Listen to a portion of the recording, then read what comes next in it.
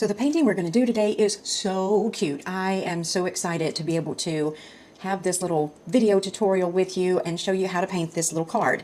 And I'm calling it a card because I've done it in a 4x6. And since it's almost Turkey Day and Christmas is right around the corner, if you are someone who celebrates the holidays and maybe you want to make this as a little gift for someone, or you like to make your own Christmas cards, perfect size. It's a 4x6. You can attach it to a blank card. You can buy those at places like Michael's and probably Joann's, Hobby Lobby, little artsy craft stores like that will have blank cards that you can decorate how you want to, and envelopes usually come with it too. So I made it a 4x6 because I know that that's a size you can find. Okay, so what I've done is I've taken my masking fluid. Let me grab that real quick. And I use the Holbein brand. I have for years. I've never had any issues with it. I like it a lot. One of the things I like about it is the fact that it's tinted slightly blue. As you can see, all these little dots on my paper. I took this little stylus and just dipped it into the masking fluid and then touched the surface of my paper and put all of that masking fluid all over this card that we're going to paint. And the purpose for doing that is because I want this to be a snowy scene. If you don't have masking fluid, you don't have to do that. It doesn't have to be snowing on your card, but it's an option if you want to. So that's all about the masking fluid and what we've done there. I've got 3 brush sizes here. This is Rosemary & Co. And this is the Pure Sable Series 99 brushes. I have a 6, a size 2, and a 3/0 brush. The colors that I'm using are Daniel Smith. Oh, wait, that's not the colors I'm using. Wait a minute. I grabbed the wrong tubes. Okay, here we go. Here we go. Okay, so I've got quinacridone rose, and this is the M. Graham brand. I have burnt sienna. This is Daniel Smith, and I have indanthrone blue. So these are the ones we're going to be using. I've got this little container here that I picked up at Home Goods. So cute. $3. That's a deal. And I've got the burnt sienna here, the indanthrone blue there, and the quinacridone rose right there. I chose indanthrone blue because I felt like it would make a really good color for the sky. So that's what made me choose that color. So what I'm going to do first is just take the largest brush that I have, and I've just got plain clear water in my container over here, which I'm going to drag closer to me so I don't have to reach halfway across my desk to get into the water bucket. And let me show you what I use in case you're wondering what to use. And you can use anything. Now, this is not attractive at all. And I would tilt it to show it to you from the side, but you know what's going to happen. If I do that, my water's going to spill everywhere. It's a little container that is divided in the center. And it's made to keep pens and pencils and rulers and stuff in. But because it's divided and it's about 6 inches deep, it's perfect for me because one side can be my clear water and the other side can be the water that I rinse my brushes in. Okay. I am still on the prowl for a couple of pretty ceramic bowls that are deep, because when I am painting, I love to surround myself with tools that I enjoy looking at. Hence the reason I bought this little container here. And I just haven't found anything, or if I have, it's been at an antique shop and the price has just been out the roof expensive, too expensive to use as a water bowl for my painting. So I'm still looking. Okay, so I want you to see how much water I have on here. It's a lot.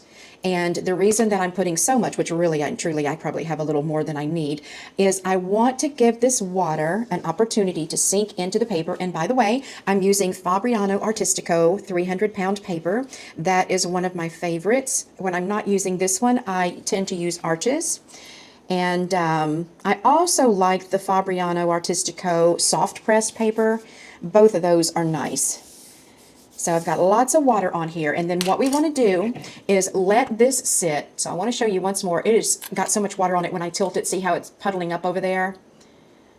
So I'm going to let this sit, sink into the paper, so that when I put my color on there, it's going to sink down into that moisture that's in the paper, and if I come back over the top of it with other washes, it's going to stay put. So what you'll want to do is wait anywhere from 30 seconds up to maybe even 2 minutes, depending on several things: how much water you put on your paper, what brand of paper you're using, how thick the paper is, and where you live. All of those things are going to contribute to how fast or slow the water is going to sink into the paper and start to evaporate. So I'm going to put you on pause, and when I come back, I will show you that I am looking for kind of a satin finish, a satin sheen rather than this super shiny sheen. So I'll show it to you in just a second. Okay, so it's been sitting on my paper now for about 2 minutes, and the reason why is because I put a lot of water on here. You can see now that it's still shiny, but it's not glassy looking like it was before. So this is the look that you want to go for. And also it's been kind of cloudy and rainy here today, so it took mine a little while to get sunk into that paper. Okay, so what I'm doing is I am grabbing some of this indanthrene blue off the side of my container and putting it right down into this water. Got a pretty good mix going there. Then I'm going to start putting that right onto my paper. I want a little bit more pigmented color here. See what a gorgeous blue this is? And I wanted mine to be a nighttime sky. I'm going to turn this sideways so I don't have to turn my wrist at a weird angle to get this paint on there. But I think it's a great color to make an evening looking sky. And I'm going to add some of that quinacridone rose into there to also give it a little bit of a purple looking hue to it as well. Okay, so that's on there. I'm going to dip right into the side of my bowl, my container here, and get even more thicker, heavier pigment onto my brush because I want enough color that those snowdrops, or flakes rather, are really going to show up.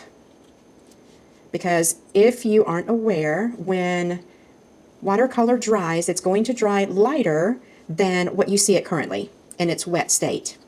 Okay, I'm going to rinse that brush, and I'm going to come over here and grab a little bit of this quinacridone rose. And I'm going to put some of this up in the sky too. I want to create some purple look to it. I want it to be the time of day when the sun is really starting to set in the sky and it's just about to go dark. And even though it's an overcast day, I want the look of that sun kind of shining through these clouds a little bit. So that's why I'm putting some of this quinacridone rose in there. Okay, so what I need to do again is let it dry, and then when we come back, we'll determine if it's dark enough. If not, we'll put another wash. If we're satisfied with it, then we will move forward. I am good with the sky. It could go darker, but just for the sake of time, I'm not going to make it any darker. If you want your sky to be darker or even lighter than this, it is your painting. You can do whatever you want to do with it.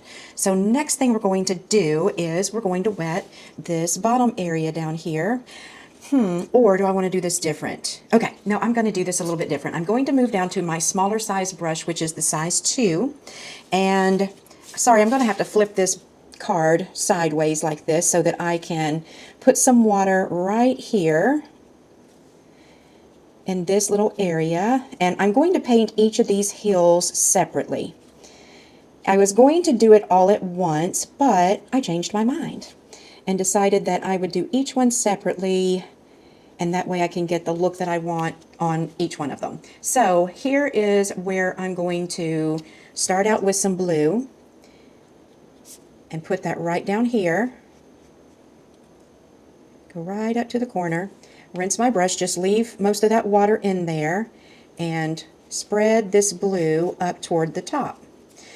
My reason for doing this is because if the sun is coming from the back, which means that, well, there's not really any sun, it's overcast, but there is still light that will be coming through the clouds. So my thought is the top of these hills will be lighter, and then as it goes down in the valley, it's going to get a little bit darker because it will be more shaded down in that area. I'm going to, well, I don't want it there. I'm going to take some of the burnt sienna, bring it over here, grab some of my blue, and add that into it and create a little more of a gray blue with those two. And put a little bit of gray right on top of that blue. I'm going to rinse my brush and take most of the water out, and then just gently use the little tippy toe of my brush and smooth that out. So now while that one is sitting there and drying and doing its thing, we will come down here to this heel, and I'm just going to stick with my size 2 brush. Just get that water in place down here. And you know, okay, so here's the thing. If you want to, you can let it sit and soak into the paper just like we did with the sky. But all right, so typically that's what I will do when I'm doing a painting. But let me say this. If you are making these and you want to make a few of them, then it's not 100% necessary to do that. I just do it because I know that my paint is going to sink into the paper better. But if it's not a piece of art that's going to hang on someone's wall, it's not that necessary. So do whatever makes you happy. All right, we're going to do the same thing again. I'm going to put blue down here at the bottom. And I do have my watercolor paper taped down to the board. I just have like little rolls of tape that I put on the back. Okay, now I'm rinsing my brush and just using water, because remember, we want the top of the heel to be lighter in color than down here in the valley. So I'm just using the water and taking a little bit of that paint and just drawing it up toward the top of the heel, because we still want some color, we just want it to be lighter. And now I'm going to add some of this little bit of gray that I made over here.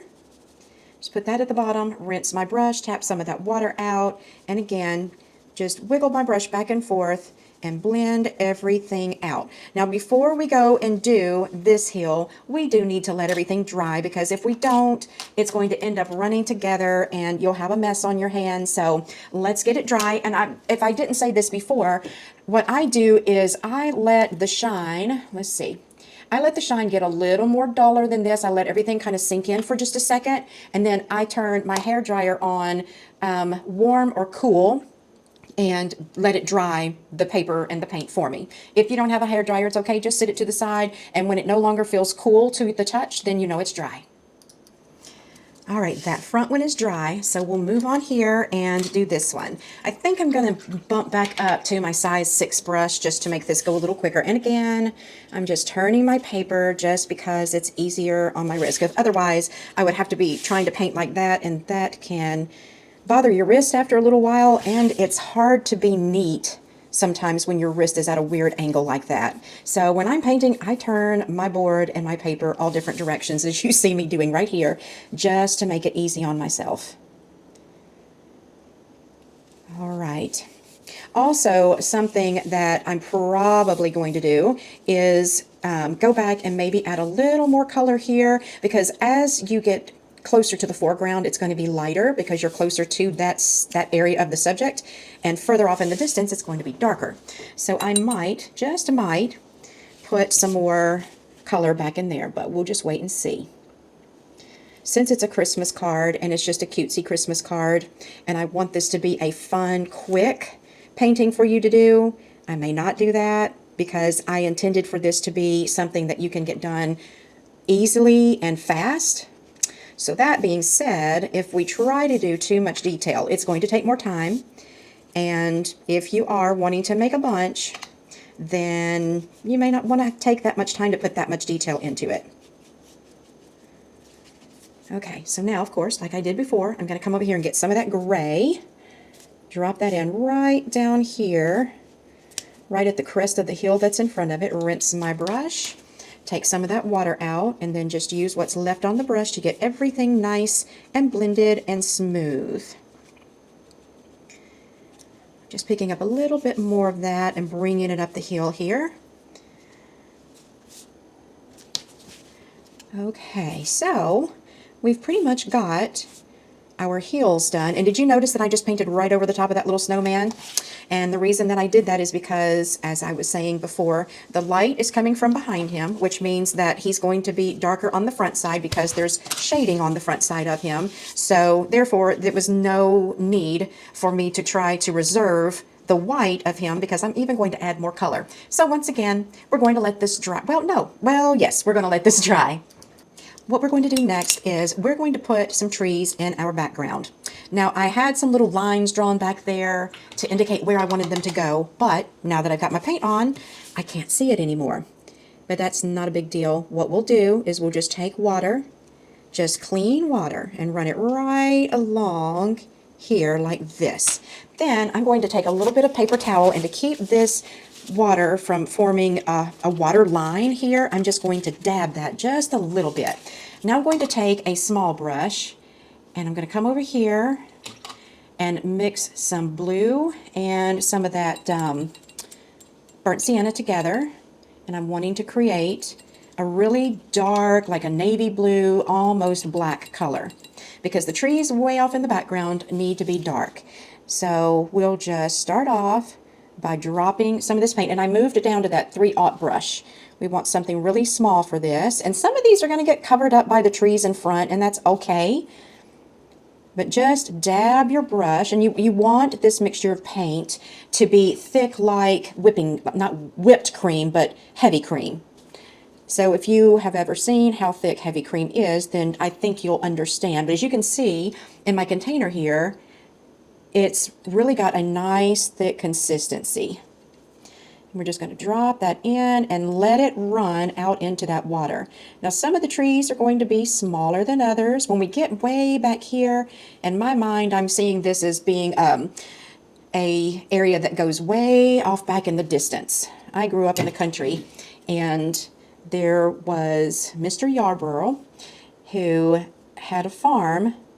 And this part of the paper is starting to get dry, so I'm just going to add more water here before I start painting that in. But my cousin and I would play together all day long in the wooded area behind my house, and there was a path where he would drive his truck to check on his livestock.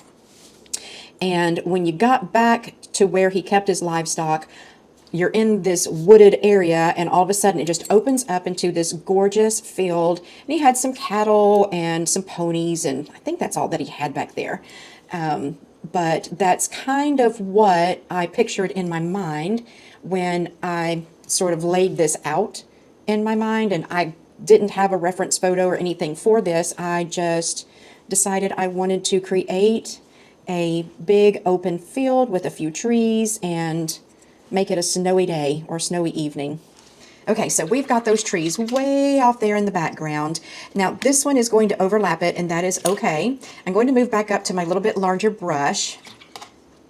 And since, well, you know what I'm going to do before I do that? I'm going to keep my smaller brush, get some more of my blue down in here, and we're going to add a little color and shadowing to this little snowman. So I'm going to take a light wash of blue and just go all over the front of him, because we don't want him to just disappear into the background. We want him to stand out. And if you don't like snowmen, don't include him. It's okay. You are not going to hurt my feelings. I've just always enjoyed little snowmen. To me, they're just kind of magical, because as a child, playing out in the snow and building a snowman was kind of magical. So anyway, I like snowmen.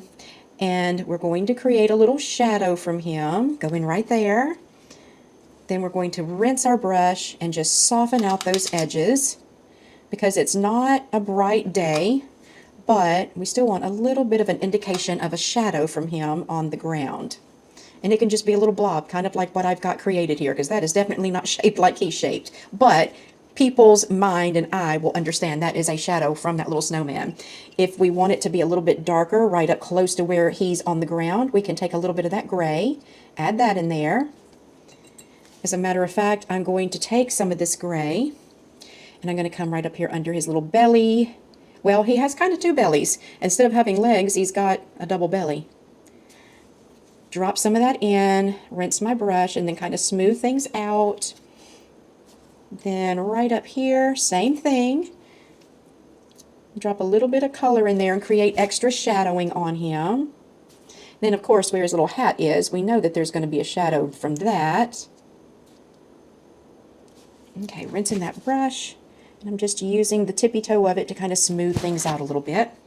Okay, so this is starting to get kind of a hard edge. I'm just going to take a damp brush and soften that back a little bit, blot it with my paper towel. We can always add a little bit more back in there. Okay, so those are still damp, but they're not super damp. So what I'm going to do is I'm going to just use this part of the container right here. And I'm going to mix up a good amount of some blue black. And the reason that I'm using the burnt sienna is because it's kind of an orange color. It's a brownish orange color, which when you mix that with the blues, it typically makes a black or a gray. So right now it's still really, really blue. I don't want that much blue in it, so I'm going to continue to add some of this color. Still too blue. And that's something that you'll want to take into consideration when you're mixing colors, especially if you have a color like this Indanthrone blue, which is pretty strong. If you're mixing that with something else especially, you want to do a little bit at a time. Otherwise, it could take over, and if you are mixing a black and you want it to be a neutral black, and you've got your other colors mixed first, it might turn into a blue black. So yeah, I always take my time when I'm mixing colors, and then I test it and I test it and I test it till I get the color that I'm after. All right, I'm going to have to add quite a bit more. Let's see. Okay, so what I have now is kind of an indigo color, and I'm okay with that. So I'm going to take this brush, which was my size 2, and hopefully I've got this dark enough. And I know that this little tree is right here. So I'm going to draw my little trunk in, and then this part is kind of fun because you don't have to be detailed with it.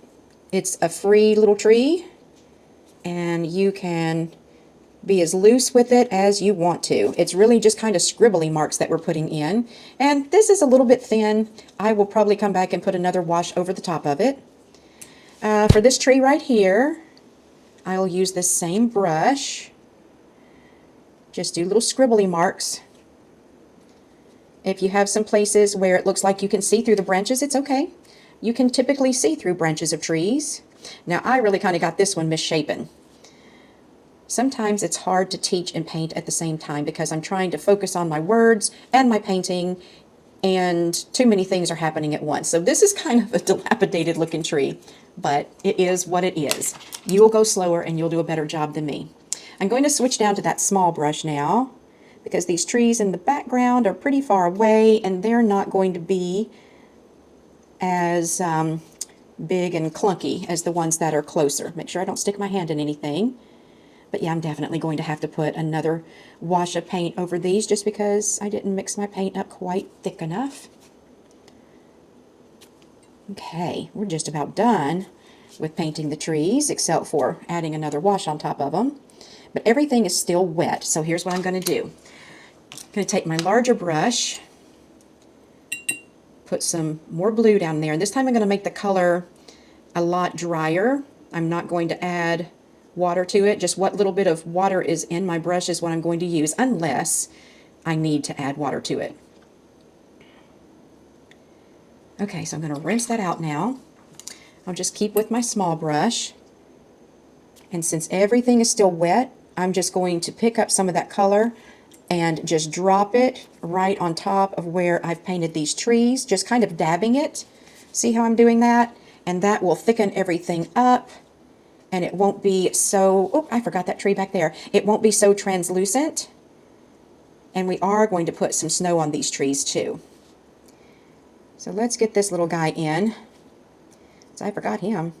But lucky for me, the paint is thick, so he probably won't need another coat.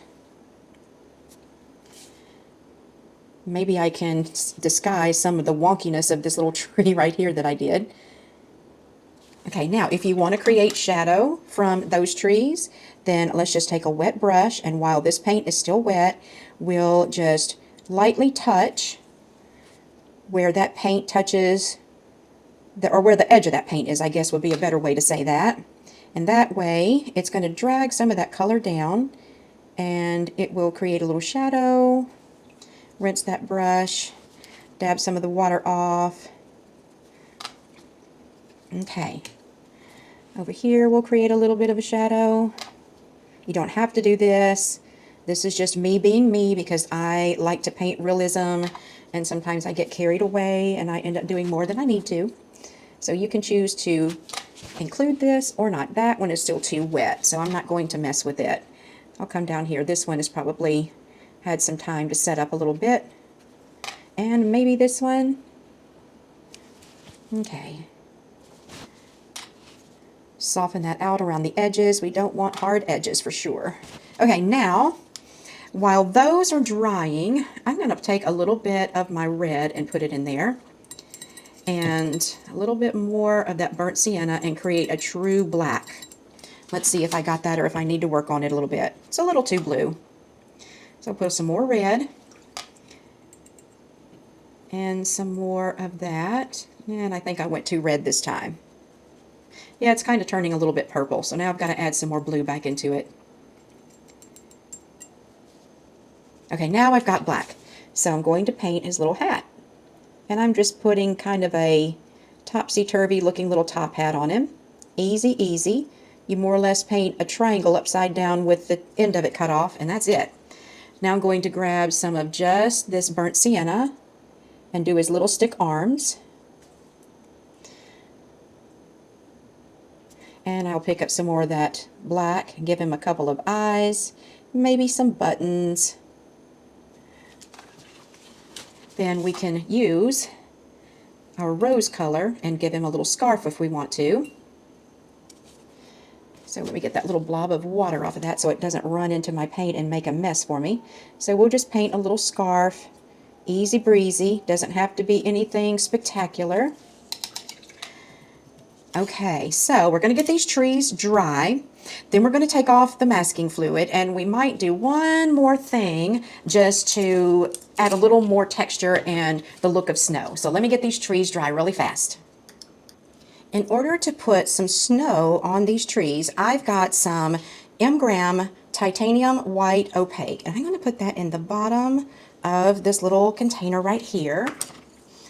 Then take a brush with some water on it, and I want this color to go on thick, so I'm really getting a lot in my paintbrush, and I'm trying to get as thick as I can because I don't want it to turn transparent and see through it after the fact.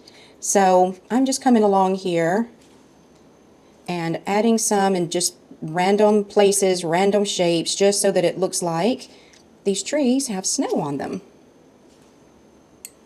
Back here, I'm going to do a little bit on those two. Doesn't have to be perfect. People will know what it is.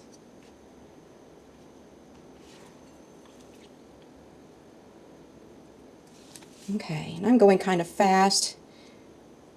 So when you put your snow on, just take a little more time than what I'm doing.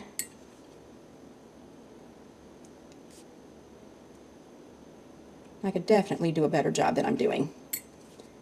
For whatever reason, I feel like I need to rush through this because I promised that it was going to be fast.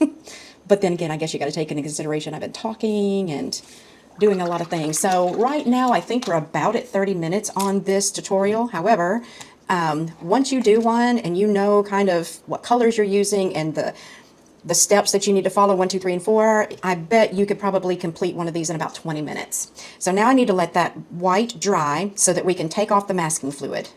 We're coming down to the end, so let's go ahead and take a little eraser and pick up all the masking fluid off of here. And if you don't have one of these, you can use your finger, but it goes quicker and you can get it done easier with one of these little, I call them a rubber cement eraser. I cannot remember for the life of me what they're actually called, but I will have links for you so that you will know everything that I used.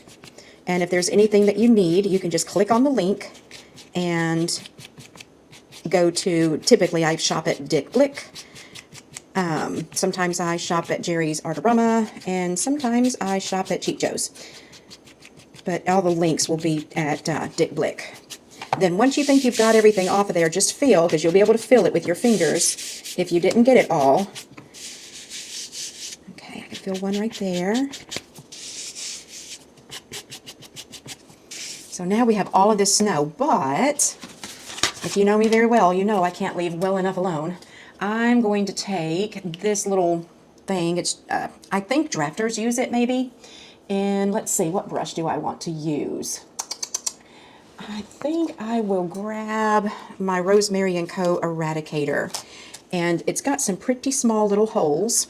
So I'm going to dip my brush in water, tap some of that water off, and then just run that around in a circle. And it'll pick up a little bit more of that background color and make some more little snowflakes. This brush is too wide. I'm going to have to use something else. So let me see what else I have over here that I might could use. I don't want too much water on there because then it'll get up under the little template here and kind of make a mess. You can make some a little bit bigger if you want to.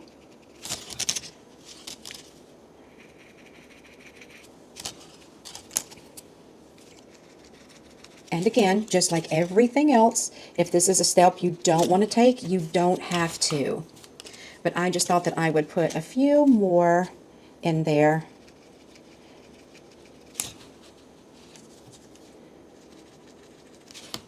And like I said, I'm putting my brush into my water pail, but then I'm tapping most of the water out.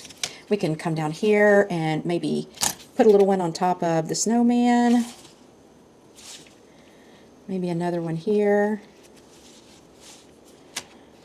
Anywhere that we feel like we might want one. Oops, okay, I had too much water on my brush and it kind of went out underneath my little template there.